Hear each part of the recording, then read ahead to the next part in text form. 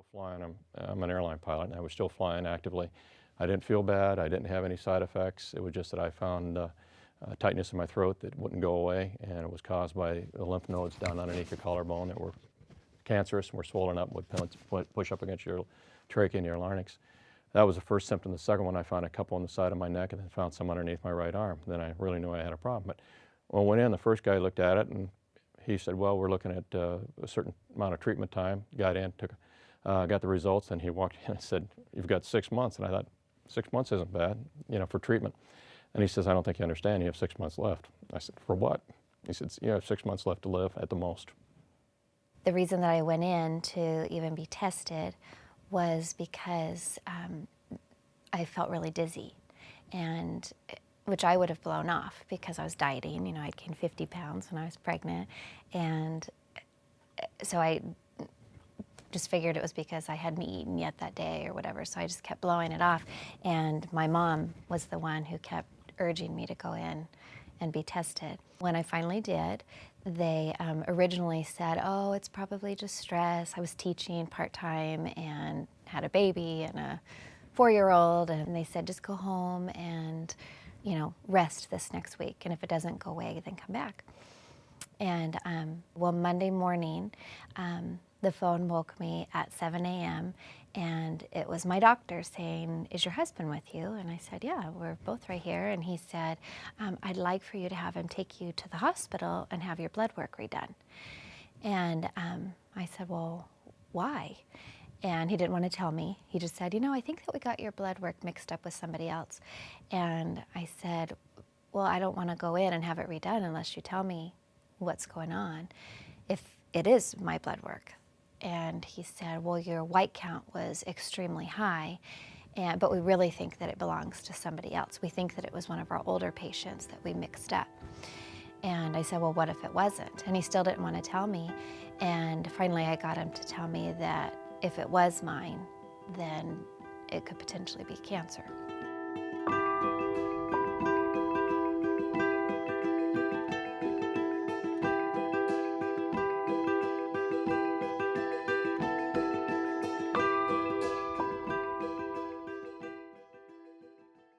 I was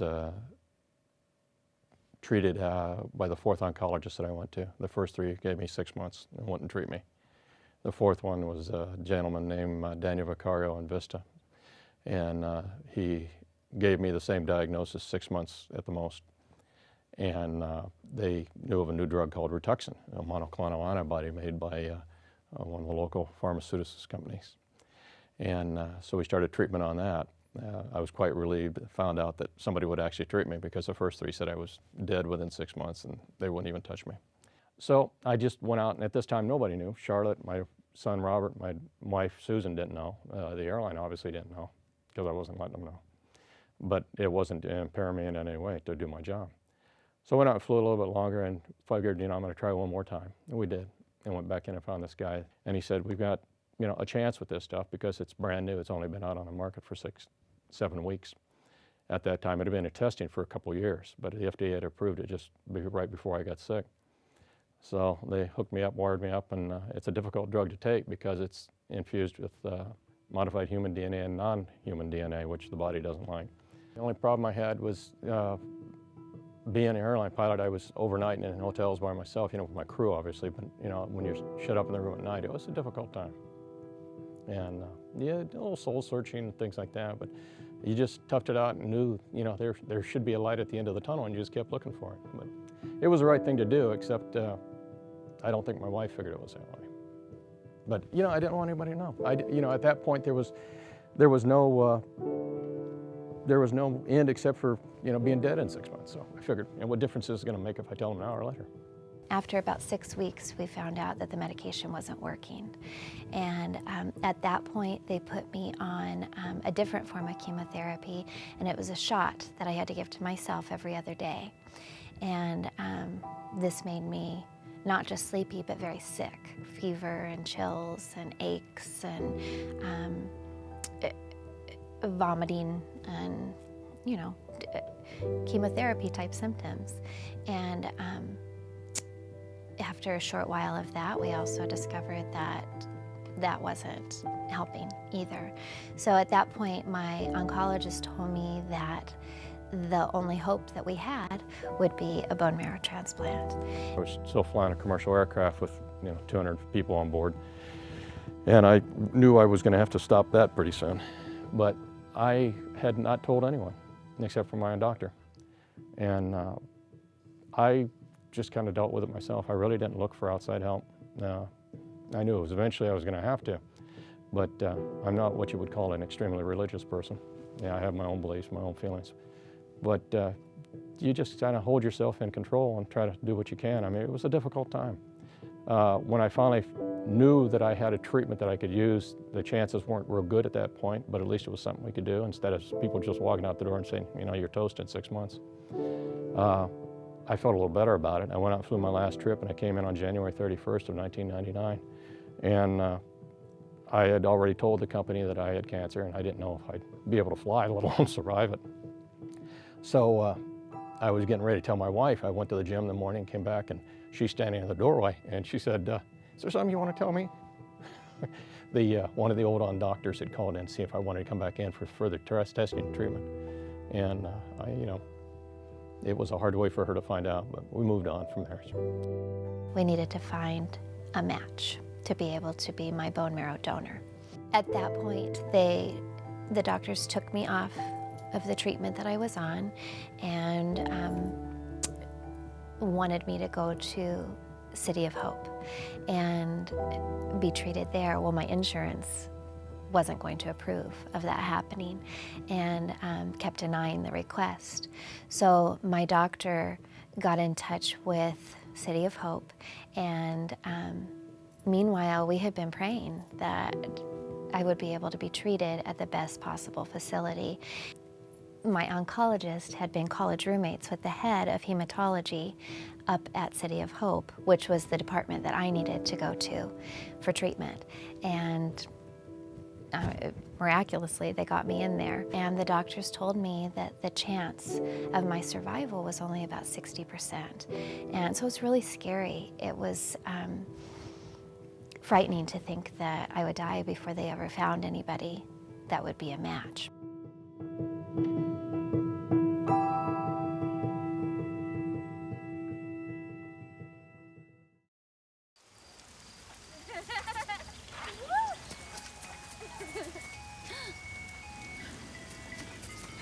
Mom, can we get some ice cream? Please, Mom, please. No, we're having dinner soon. Please.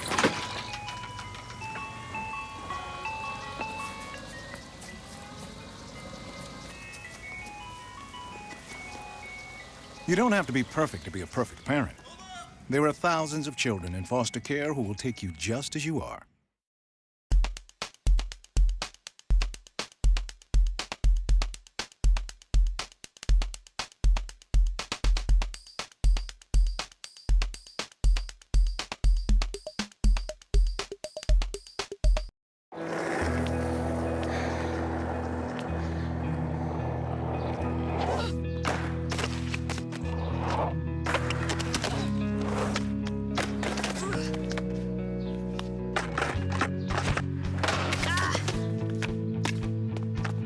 Learning how to kickflip 6 stairs takes determination. So will getting into college. I've got what it takes. So do you.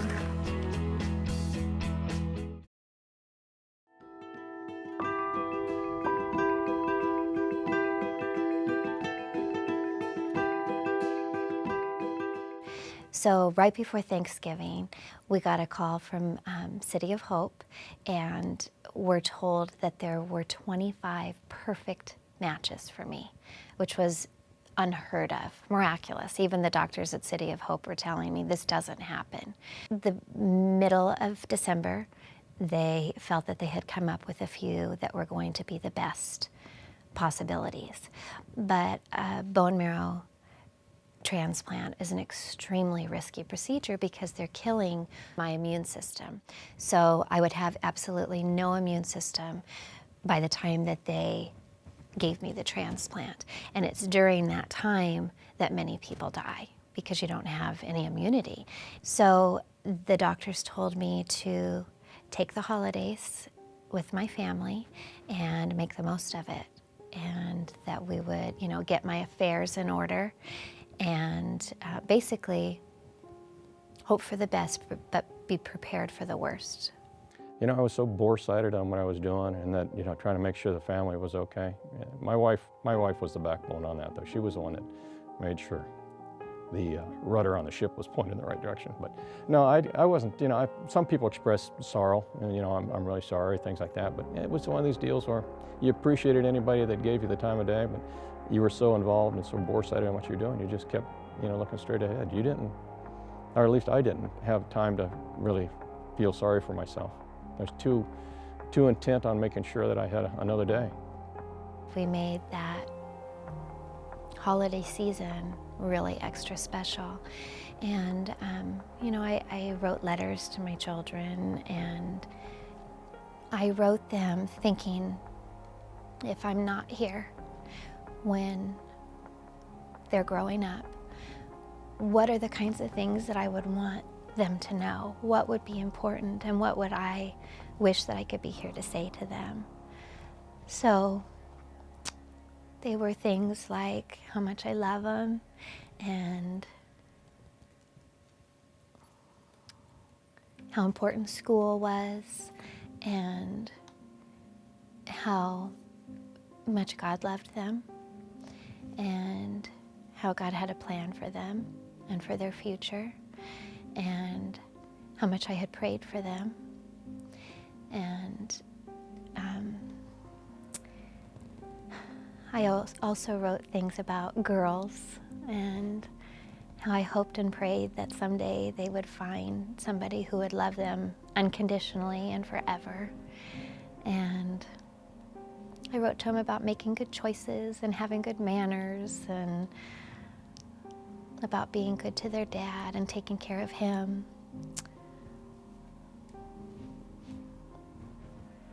Those kinds of things. The anxiety was the worst thing. Being an airline pilot, you're basically anal retentive, and you try to control every moment and every section of your life. I wouldn't say you lie, you cheat, and you steal, but it's close to that, where you keep everything lined up in a row to make things work.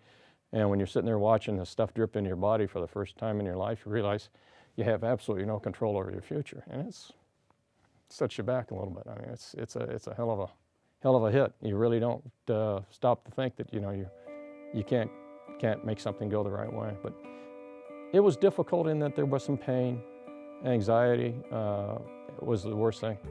But unlike a lot of people, I didn't have a lot of physical pain other than, you know, the infusion of the drug. It was different. The type of cancer I had and where it was everywhere. They didn't have anything to aim at or anything to cut at. I didn't have any large tumors, which some once in a while with non-Hodgkin's lymphoma you do. I had it in my lymph system, and it was completely involved. I mean, when I saw the CAT scan, it looked like somebody had inflated each little lymph node like a balloon. And it was difficult to take, because when you're infusing non-human material in the body, like with this antibody treatment, the body has a tendency to just say, no thank you, and it shuts down. But they have a way to slow you down. They infuse large amounts of Benadryl in your body, which slows down the knee-jerk reaction. And it was like feeling like you're a water balloon, because they're putting two very large IV bags like that into your system each time in your treatment. And the treatment was asking 8 to 12 hours the first time, because they had to do it real slowly, and then it got down to 4 to 5 hours after my body got used to it. When the doctors had me come into the hospital, they had advised us that it would be best if my kids didn't come up to see me, because they were children. You know, they could be carrying any form of virus and we wouldn't know. And they felt that it would be a huge risk to let them come and visit with me. And as painful as a decision that was, we decided that it was probably best for the kids not to come up to visit, because I could, you know, get any sort of germ that they had, and ultimately it would kill me. The hardest part was, you know, just hoping it was going to work, because cancer is not a good thing. I mean, it's not friendly. It's kind of like looking up and seeing the guy drop a bomb on your head. You don't know if you're going to be able to hide behind something or not. It's just difficult to put in words. The hardest part was existing through the treatment, keeping your spirits up and knowing that you still had a chance. After I got through phase 1, I went into phase 2, and when they started using the low-grade chemo and the prednisone, which is an anabolic steroid in massive doses, it got difficult. And I just got to a point one day where I said, that's it, it's all over.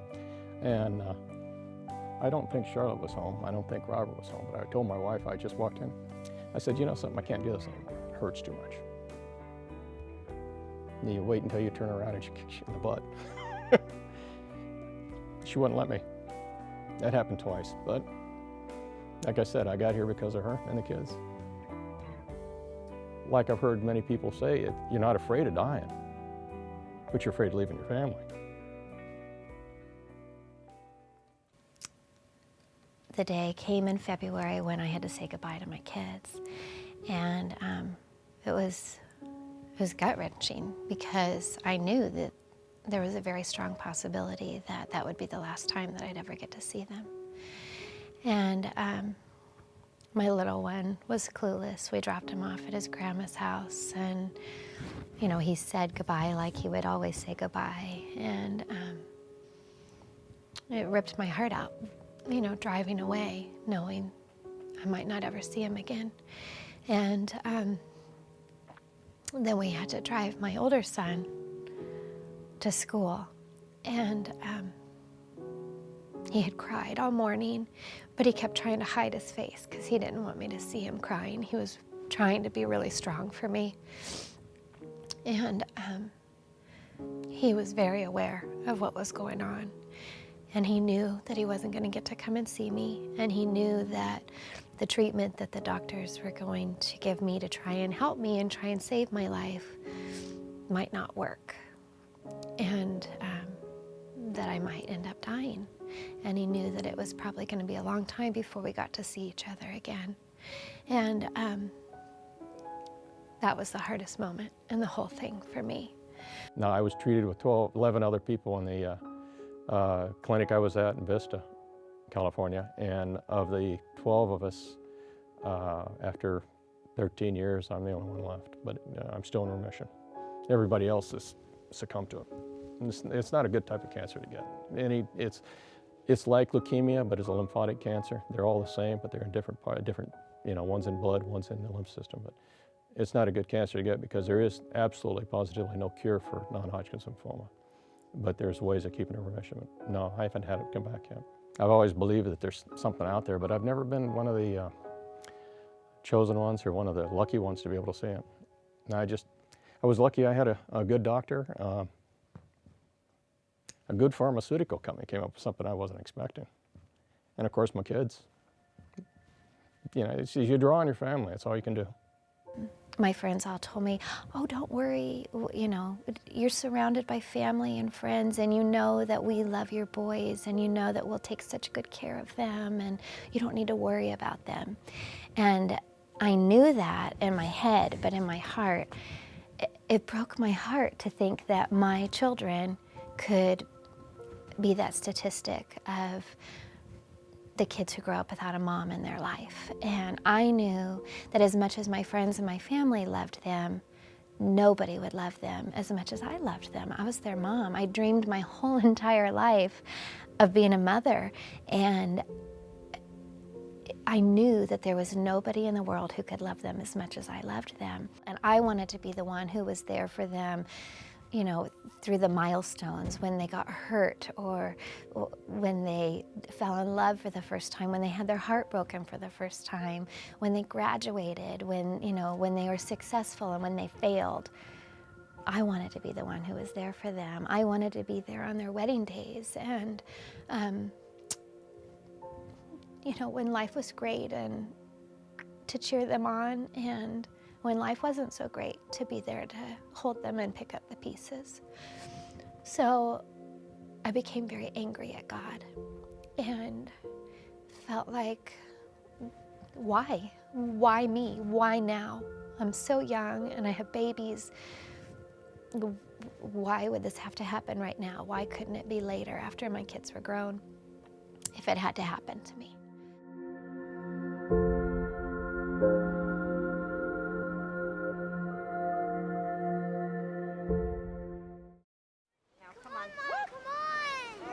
know, 2 seconds. Hang on, just stand still. Stand still, love. 1 second, I know. Just He's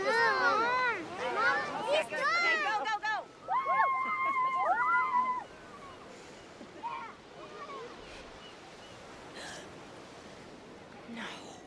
Boys, hang on, boys.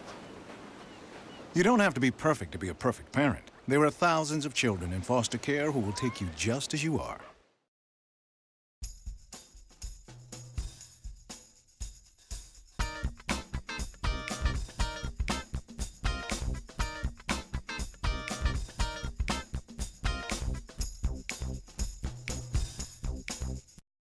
Packers. Viking. Packers. Viking. Viking. Red state, blue state, vegan, Carnivore. We come from different places. Uptown. downtown. Optimist. We come to different conclusions. Half empty. Half full. But when we live united, we create real, lasting change in the building blocks of life. The education, income, and health of our communities, Live. our families, United. even the person next to us. Live united. Real change won't happen without you. So give, advocate, volunteer, live united. Sign up at liveunited.org.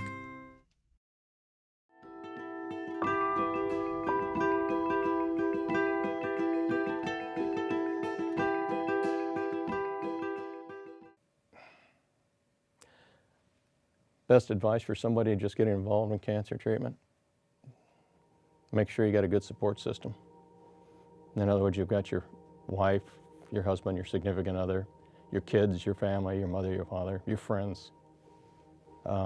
Drag them in close, because you can't do it by yourself. I watched people that went through treatment out there, and it was one of the deals where 10 months you get to know the nurses very well and everybody else, all the treatment folks. But you watch people in there and you don't really pay much attention to who's there and who's not. I mean, you see people who say hi. It's kind of like walking into a classroom. But when somebody's not there, it's kind of like, well, it doesn't register. Well, I found out after a while that people would lose their support system. A wife wouldn't want to come in, or a husband wouldn't want to come in, and either they didn't want to handle it or they couldn't handle it. And the hardest part was finding out they didn't want to handle it. It just got too much for them. And these people would last a matter of weeks. If not, one I saw lasted 4 days. He just gave up. And you got to have a good support system to make it work. And you know, you got to believe in your doctor. You got to know, in my case, where I had the 3 previous oncologists, you have to know when they don't really care or they don't want to push because they think that you're not worth the effort because you're too far gone. You know, good support system and know how to push yourself. Don't give up. After 5 years, at that point, they considered me completely cured. And it's a total miracle that I'm alive. Today, I'm perfectly healthy. And one of the most amazing things to me is we always wanted to have a lot of kids. And we're thankful that I had gotten to have 2, but because of all the radiation that I received, I was no longer able to have any more children. Right after my 5-year mark of being told that I was in remission and would no longer have to worry about the cancer coming back, somebody came to us and told us that they wanted to pay for us to adopt. October will be 13 years. Every day is a good day. You never look at a day without a good feeling in your heart, I'll tell you. It's an interesting time. Every day's fun. The hardest part is remembering. Yeah, I mean, I get a little, when I go flying, I got a little trip sheet, you know, with all where I go, you know, from here to here, and time to time, and things like that. Always down at the top, or bottom or top, I put a little deal and I say, remember, you don't forget. Too precious to forget. You know, you don't want to knee-jerk back into your old habits and your old ways. Because of this whole situation, we were able to adopt a little girl that never would have been a part of our lives had we not gone through this whole process. And so much good has come through this situation. Cancer is not something that I would wish on anybody or ever have signed up or volunteered for, but now being on this side of it, I would not trade the experience for anything, because what we have learned throughout this process and the strength that it has given my husband and I in our marriage and as individuals and as parents and the faith that has grown through this process in both of us and in our children, and the blessings that have come through it have far outweighed the difficulties. So cancer is something that I'm very thankful to have gone through.